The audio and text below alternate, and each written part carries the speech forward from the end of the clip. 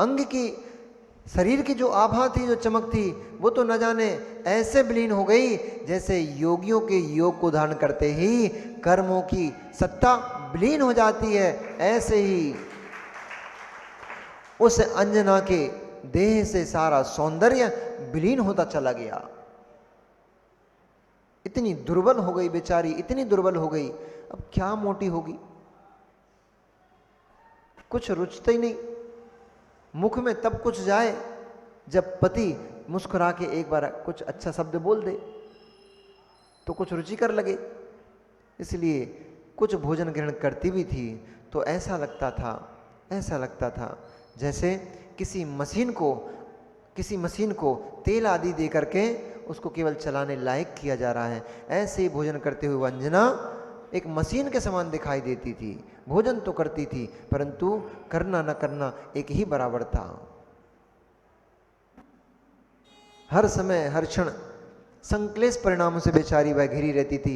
इस कारण से शरीर इतना दुर्बल हो गया था कि सैया से उठने पर भी उसको अपनी सही पुष्पमाला का, बसंत माला का सहारा लेना पड़ता था। अब तो इतनी क्रश हो चुकी थी कि अपनी देह पर भी खड़े होते नहीं बनता था।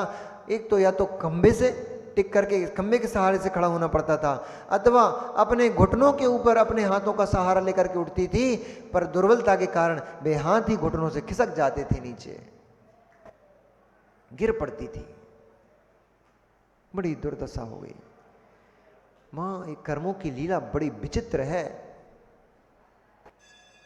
कर्मों की लीला बड़ी विचित्र है। इसे हम लोग बांध तो हंस हंस के लेते हैं, मजाक मस्ती कर करके इन कर्मों को बांध तो लेते हैं, लेकिन जब ये कर्म उदय में आते हैं उस समय इतनी पीड़ा देते हैं, फिर सहन नहीं होता। और असहनीय वेदना को सहते हुए फिर अपने परिणामों को विकृत कर लेते हैं, खोटा कर लेते हैं, फिर नवीन कर्म का बंधा आश्रय कर लेते हैं। और यही संसार में संतति कर्मों की निरंतर जीपी चलती रहती है।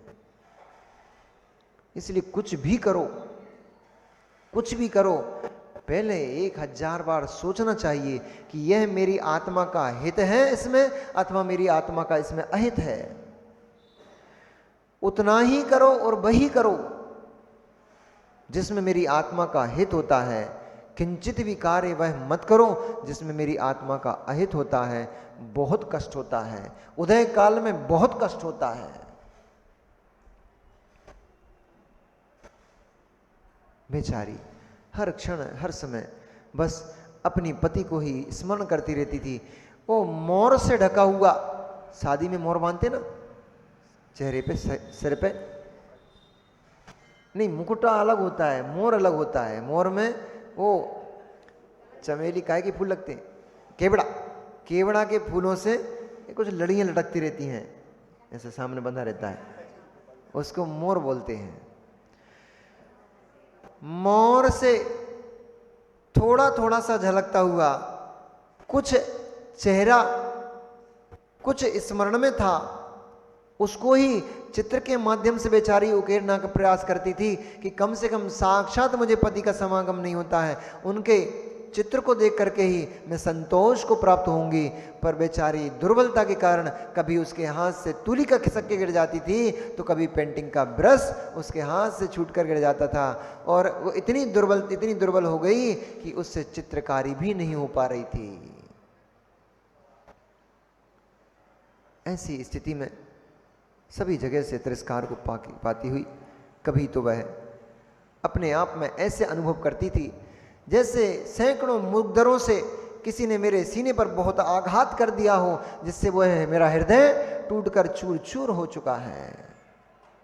तो कभी अपनी सखी को उलाहना देती थी, हे दुष्टा, तेरे ही कारण आज मेरी ये दशा हो रही है। मुझे लगता है उस दिन तूने जो पवनंजय का तिरस्कार किया था, उसके लिए खोटे खोटे वचन कहे थे, उनका ही भान, उनका ही ज्ञान पवनंजय को हो गया है, इसीलिए शायद उन्होंने मेरा तिरस्कार कर दिया, मुझे छोड़ दिया है। अथवा कभी ऐसा सोचती थी,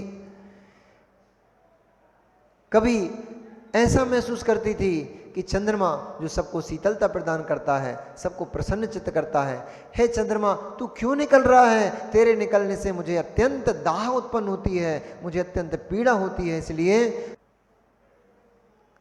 ऐसी वह बेचारी अंजना अत्यंत दुख को भोगते हुए और क्या बोलती है कि सेज पे बैठी हर पल देखे हृदय मनोहर कब आएंगे। सेज पे बैठी हर पल देखे हृदय मनोहर कब आएंगे। काला लिंगन हृदय का देकर बाहों की माला पहनाएंगे। हे मेरे प्राण प्रिय, तुम कब आओगे? कब अपने शरीर का आलिंगन, अपनी बाहों का आलिंगन दे करके और अपनी बाहों में, अपनी बाहों की माला मेरे गर्दन में डालोगे? कितना वक्त बीत गया, कितना समय बीत गया है, क्या आपको मेरी याद किंचित भी नहीं आती? क्या मैं आपके हृदय में इतना भी स्थान नहीं बना पाई कि इस वर्षों के बीतते बीतते आपको मेरे लिए, मुझे देखने का एक बार भी भाव उत्पन्न हो पाता? मेरा यह लावण्य, मेरा यह रूप किस काम का? मेरी ये शरीर की सुंदरता मानो भूसा सी है, किसी काम की ही नहीं है, सड़े हुए तिनकों जैसी है। तो बोली सेज पे बैठी हर पल देखे हृदय मनोहर कब आएंगे। गाढ़ा लिंगन हृदय का देकर बाहों की माला पहनाएंगे। दिन बीते और रातें निकल गई, हो दिन बीते और रातें निकल गई, कब केसों को सहलाओगे। और खोने चला तन लालिमा अपनी। ये शरीर अब तो दुर्बल हो चुका है, जीर्ण शीर्ण सा हो चुका है। इस शरीर की जितनी भी लालिमा थी वह सारा का सारा सौंदर्य विलीन की और विलीनता की ओर जाने लग गया है।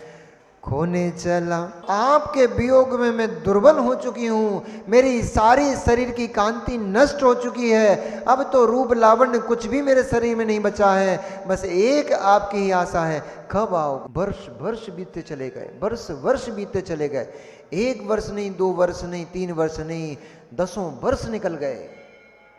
पर पवनंजय ने विवाह करने के बाद फिर पुनः अंजना का मुख कभी नहीं देखा।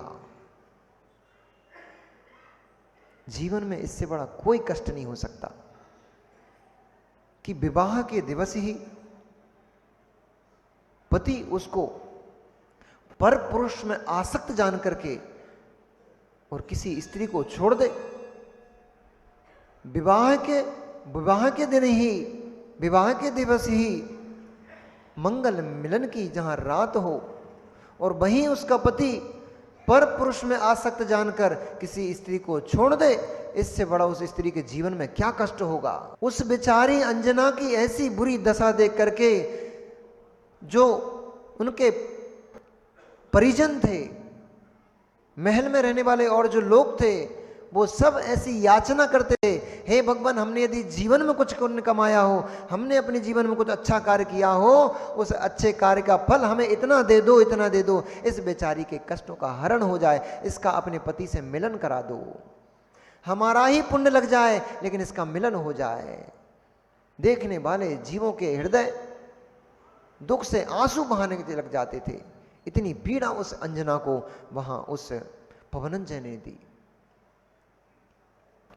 ऐसी पीड़ा को सहन करते हुए 22 वर्ष व्यतीत हो गए। 22 घड़ी का पाप। भैया जब जब पाप करने का मन करने लग जाए, जब जब पाप करने का मन करने लग जाए, चाहे हिंसा पाप हो, चाहे चोरी हो, चाहे कुशील हो, चाहे परिग्रह का संचय करना हो, कोई भी पाप करने का मन लग जाए, 4 कसाएं होती हैं, क्रोध, मान, माया, लोभ। जब जब कसाएं करने का मन करने लग जाए, उस क्षण 1 मिनट खड़े होकर के बस अंजना से मिल लेना, 22 घड़ी मात्र के लिए पाप किया था। भगवान जिनेंद्र की प्रतिमा को 22 घड़ी के लिए छिपाई थी। 22 वर्ष पति का वियोग सहना पड़ा। 22 वर्ष तक पर पुरुष में आसक्ति रखने का लांछन उसके माथे पर लगा रहा। 22 वर्ष बीत गए। समय बीतता चला गया। एक दिवस इंद्र का जो वरुण नाम का लोकपाल था, दिक्पाल, वह किसी बात को लेकर के दशानन से रुष्ट हो गया। दशानन मतलब रावण। किसी बात को लेकर के दशानन से मतभेद हो गया और उसकी अवज्ञा करने लग गया। तब दशानन ने उसको दूत पहुंचा करके संदेश दिया कि वरुण, तुम्हारा स्वामी इंद्र भी अब मेरी आज्ञा में जीता है, इसलिए तुम्हें यह धृष्टता करने की आवश्यकता नहीं है। तुम इसके करने के लायक नहीं हो, क्योंकि तुम इंद्र के सामंत हो और इंद्र स्वयं मेरा सामंत है। इसलिए ऐसी धृष्टता मत करो, अन्यथा तुम्हें बहुत बड़ा दंड भोगना पड़ेगा। ऐसा संदेश लेकर जब दूत वरुण के पास पहुंचा, तब वरुण ने कहा कि तुम्हारे दशानन को कह देना, ना तो मैं प्रहसित हूं, ना ही मैं सहस्त्रार हूं, ना मैं इंद्र हूं, और ना ही कोई भूमि गोचरी जिनको तुमने अपने कब्जे में करके रखा है और तुमने अपनी आज्ञा में उनके ऊपर तुम अपना आज्ञा चलाते हो। वरुण के ऊपर तुम्हारी आज्ञा नहीं चलेगी। इसलिए यदि उनकी युद्ध की ही मनसा है तो उनसे कह देना कि जितना तुमने कमा के रखा है, एक क्षण में तुम्हारे सारे के सारे ऐश्वर्य को नष्ट करने के मैं सामर्थ्य रखता हूं। अगर युद्ध करने की ही मनसा है तो अगला मिलन युद्ध भूमि में होगा। ऐसे ही जैसे ही जाकर के रावण किसी की इतनी बात सुन सकता क्या? मान का तो पुतला, और जिसने 3 खंड को अपने चरणों में नतमस्तक कर लिया हो, दिग्विजय यात्रा के माध्यम से जिन्होंने 3 खंड पे 2, एक आर्यखंड और 2 मलेच्छ खंडों के ऊपर जो विजय प्राप्त कर चुका हो, वह राजा किसी छोटे से सामंत से ऐसे तिरस्कार को प्राप्त हो, वो तो आग बबूला हो गया। ये बड़ी बड़ी लाल लाल आंखें निकल आई, क्रोध की अग्नि से उसका पूरा शरीर कंपायमान हो गया, ज्वलित हो गया, प्रज्वलित हो गया। तुरंत ही बहुत बड़ी सेना को लेकर के उसने वरुण के ऊपर हमला कर दिया। रावण की सेना ने वरुण की सारी सेना को तहस नहस कर दिया। अभी तो रावण उठा ही नहीं था, सेना ने ही वरुण की सेना को पूरा तहस नहस कर दिया। रावण के जो सामंत थे उन सामंतों ने ही सारी सेना को नष्ट भ्रष्ट कर दिया।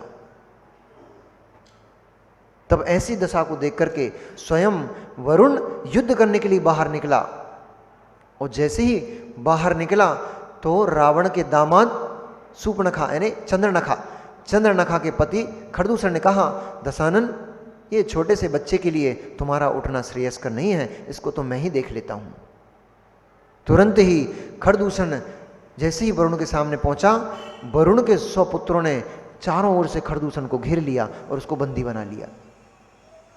वह कुछ भी चेष्टा कर पाता, यद्यपि खरदूषण बहुत बलवान था, उसके पास त्रिशूल नाम का एक अमोघ शस्त्र था जो कभी व्यर्थ नहीं जाता था। एक बार उसको छोड़ता था, सैकड़ों हजारों सैनिकों को नष्ट करता था। ऐसा दिव्य देवों के द्वारा दिया गया त्रिशूल उसके पास था, परंतु जब तक वो त्रिशूल उठा ही पाता, उससे पहले ही उसके 100 पुत्रों ने उसको बंदी बना लिया। अब कोई प्रिय व्यक्ति किसी के हाथ लग जाए तो हाथ बंध जाते हैं। वरुण रावण के लिए कुछ भी नहीं था। दशानन के पास इतनी विद्याएं थी, यूं चुटकियों में उस वरुण को मसलने की शक्ति रखता था। वो 2, 4, 10, 50 नहीं, हजारों हजारों विद्याएं सिद्धि थी उसको। जो अपन इंद्र से युद्ध हुआ था उसका, तो अपन ने सब उसकी विद्या बल को देखा था। बिजली की चमक की तरह कभी इधर दिखता था, कभी उधर दिखता था, कभी वहां खड़ा होता था, कभी यहां खड़ा होता था, कभी किसी रूप में होता था, कभी किसी रूप में होता था। अनेक अनेक प्रकार की विद्याएं, एक तीर छोड़ता था, हजारों तीर निकल करके हजारों सैनिकों का घात कर देते थे। ऐसी बड़ी बड़ी विशाल विशाल विद्याएं उसके हाथ में थी। परंतु अपना कोई फंस जाए तो व्यक्ति दुर्बल हो जाता है। चूंकि उसकी प्रिय बहन का पति था, यदि मैं किंचित भी कुछ करता हूं और यदि खरदूषण को कुछ हो जाता है तो मेरी बहन विधवा हो जाएगी। बड़े बड़े स्वटवी नलकूबर को एक छोटे से छेद ने तो नलकूबर को मार डाला नहीं, मतलब बंदी बना दिया था। एक छोटे से छेद ने, एक छोटा सा छेद इधर हो गया कि खरदूषण उनके हाथ लग गया। बेचारे दशानन के दोनों हाथ बंध गए। मंत्रियों ने तुरंत कहा, दशानन इस समय इससे युद्ध करना उचित नहीं होगा, हमारा बहुत ही प्रिय खरदूषण इनके कब्जे में है, और यदि इन लोगों ने खरदूषण को कुछ भी कर दिया तो आपकी बहुत बड़ी क्षति हो जाएगी। इसलिए इस समय युद्ध नहीं, इस समय खरदूषण की रक्षा आवश्यक है। इसलिए उठने से पहले ही दशानन युद्ध से बाहर चला गया, युद्ध भूमि में आया ही नहीं।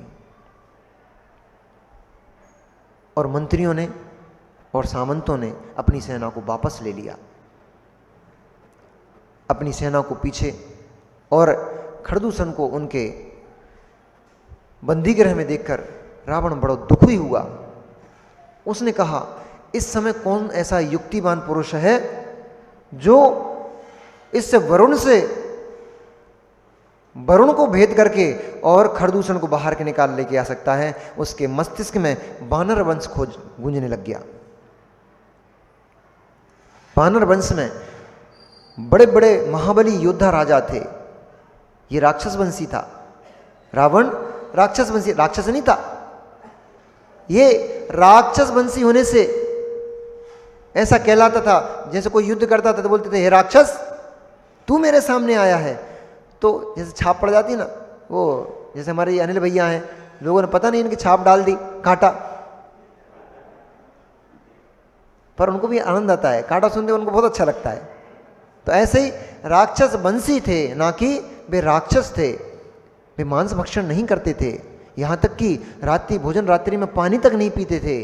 भगवान के अनन्य भक्त थे, बिना पूजन बिना दान दिए मुनिराजों को आहार ग्रहण नहीं करते थे, उत्तम पुरुष थे। और सुग्रीव, बाली आदि आदि बानर वंश में उत्पन्न हुए थे, इसलिए बानर कहलाते थे। युद्ध में जब ये किसी से युद्ध करने जाते थे तो इनको यह सब बोला जाता था, अरे बानरो लाल लाल मुंह करके तुम आ गए। ऐसा कहने से उनको बानर ही समझने लग गया कि पूंछ वाले, लाल मुंह वाले, फूले फूले मुंह वाले, ऐसे बानर नहीं थे। बानर वंश में उत्पत्ति हुई थी, इसलिए श्रीकंठ से बानर वंश की उत्पत्ति हुई थी। और बानर वंश में ये सभी योद्धा उत्पन्न हुए, इसलिए बानर वंशी कहलाने लग गए, बानर कहलाने लग गए। तो उस समय रावण के मस्तिष्क में बानर वंशी राजा प्रहलाद ने दिखाई दिए। इस समय प्रहलाद ही हैं जो वरुण को परस्त करके, नीति से युक्त होकर के, और वरुण को, खरदूषण को वरुण के चंगुल से निकाल सकते हैं। इसलिए उन्होंने तुरंत ही सारे सामंतों को और प्रहलाद को उन्होंने दूत पहुंचाया कि रावण को आपकी बहुत आवश्यकता है, आकर तुरंत समागम कीजिए। जैसे ही प्रहलाद ने सुना, स्वामी भक्त प्रहलाद तुरंत ही उठ के खड़े हो गए और उन्होंने लंकापुरी जाने का निर्णय किया। तब पवनंजय ने कहा, पिताश्री यदि मेरे होते हुए और आपको हमारे स्वामी दशानन की सहायता के लिए जाना पड़े और खरदूषण को मुक्त कराने के लिए उससे वरुण से यदि आपको युद्ध करना पड़े तो आपका वीर्य नष्ट समझना चाहिए, मेरे होने का क्या तात्पर्य है। इसलिए आपको आने जाने की आवश्यकता नहीं, मैं जाकर के और अपने स्वामी रावण का समाचार सुनता हूं और शीघ्र ही उस दुष्ट वरुण को परास्त करके, बंदी बना करके रावण के सामने लेकर आता हूं। तब पवनंजय दशानन का आदेश पाकर के और युद्ध के लिए जाने लगे। जब युद्ध के लिए योद्धा जाता है तो पत्नी मंगल गीत करती है, मंगल गान करती है, मंगलाचरण करती है, उसके माथे पर तिलक लगाती है, उसकी आरती उतारती है, खड्ग अपने हाथों से उसके हाथों में सौंपती है कि हे वीर पुरुष, तुम क्षत्रिय हो, और क्षत्रिय पुरुष कायरता की भांति भागते नहीं हैं। या तो तुम, छत्राणी क्या बोलती है, या तो तुम शत्रु को नष्ट करके आना, या फिर अपना गर्दन, अपनी मृत्यु का आलिंगन करके आना। ऐसे ही